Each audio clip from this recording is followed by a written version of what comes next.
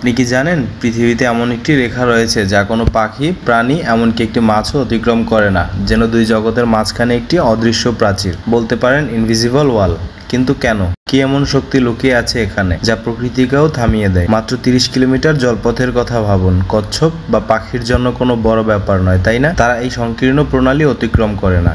আপনি দেখতে পাবেন যে প্রাণীরা প্রজনন বা খাদ্য খোঁজার জন্য অবিশ্বাস্য দূরত্ব অতিক্রম করে। পাখিরা মহাদেশগুলির মধ্যে অভিবাসন করে হাজার হাজার কিলোমিটার উঠতে পারে এবং সমুদ্রের কচ্ছপগুলি শত শত কিলোমিটার সাঁতার কেটে সেই সৈকতে ফিরে আসে যেখানে তারা একবার জন্মেছিল। হ্যাঁ, এটাই হোম সিকনেস। আপনি যদি প্রকৃতির রহস্য ভালোবাসেন তাহলে ভিডিওটি লাইক করতে এবং আমাদের চ্যানেলটি সাবস্ক্রাইব করতে ভুলবেন না। চলুন এবার ইন্দোনেশিয়ার বুকে এক রহস্যময় সীমান্তের সন্ধানে যাই। প্রকৃতি নিজেই এই সীমানা তৈরি করেছে। ইন্দোনেশিয়ার দুটি দ্বীপ বালি ও লম্বক, তাদের মাঝে রয়েছে মাত্র 35 কিলোমিটার প্রশান্ত জলের একটি সরু প্রণালী। দেখতে সাধারণ, কিন্তু বাস্তবে এটি একটি বিশাল জৈব ভৌগোলিক বিভাজন। এই রেখার পশ্চিমে আপনি পাবেন এশিয়ার পরিচিত বন্যপ্রাণী বাঘ, গন্ডার, হাতি, কিন্তু মাত্র কয়েক কিলোমিটার দূরের পূর্ব প্রান্তে শুরু হয় এক অন্য জগৎ, ক্যাঙ্গারু, কোয়ালা এবং কোমোডো ড্রাগনের আবাস। আপনি যখন বালি থেকে লম্বক পৌঁছবেন দেখবেন মুহূর্তের মধ্যেই সব বদলে গেছে। ব্রিটিশ গবেষক আলফ্রেড রাসেল ওয়ালিস এই রহস্যময় লাইনটা আবিষ্কার করেছিলেন। তার নাম অনুসারে এর নাম এসেছে ওয়ালেস লাইন। তিনি জানতেন না যে তার এই আবিষ্কার একদিন পুরো পৃথিবীকে চমকে দেবে। আসলে ওয়ালেসের জীবনটা ছিল অত্যন্ত নাটকীয়। ইংল্যান্ডের একটা সাধারণ পরিবারে জন্ম নেয় আলফ্রেড। ছোটবেলা থেকে পড়াশোনায় আগ্রহী ছিলেন। পরিবারের অভাব অনটন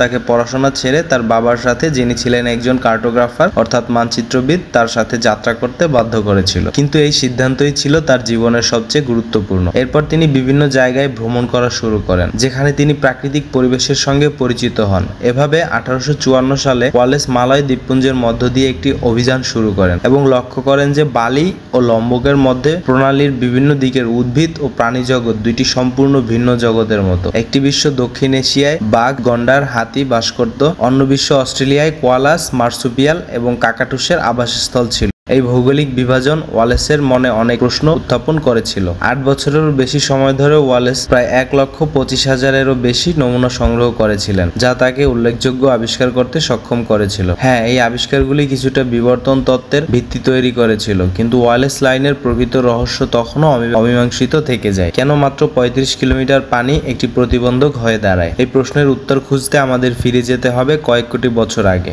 যখন পৃথিবী ছিল এক সুপার মহাদেশ প্যানজিয়া। তখন কোনো মহাদেশগুলোকে আলাদা করেনি, কিন্তু সময়ের সঙ্গে সঙ্গে টেকটনিক প্লেটের গতি পৃথিবীর মানচিত্রই পাল্টে দেয়। এশিয়া ও অস্ট্রেলিয়ার প্লেট ভিন্নভাবে সরতে থাকে এবং দুই মহাদেশের মাঝে তৈরি হয় গভীর সমুদ্র। পাখিরা হাজার হাজার কিলোমিটার উড়ে যায়, কচ্ছপ শত শত কিলোমিটার সাঁতার কাটে, কিন্তু ওয়ালেস লাইন প্রাণীদের কাছে এটা যেন এক অদৃশ্য প্রাচীর।